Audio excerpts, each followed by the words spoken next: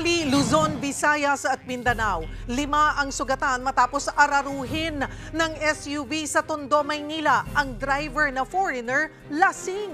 Magbabalita si Nina Ong Pauco. Kuha sa CCTV ang pagharurot ng puting SUV na ito sa Tondo, Maynila kagabi. Muntik mahagip ang lalaking nakaitim.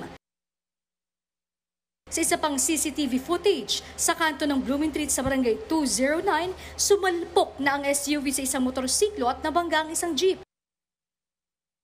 Naararo rin ang isa pang jeep na nagsakay ng pasahero.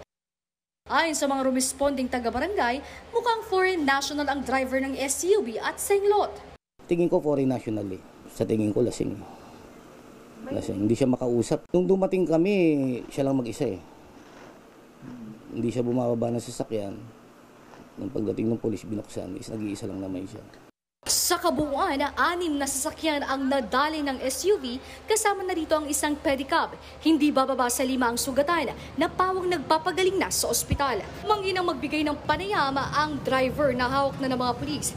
Sigurado maharap siya sa patong-patong na kaso. Para sa 1PH, Nina Ong Pauco, News 5.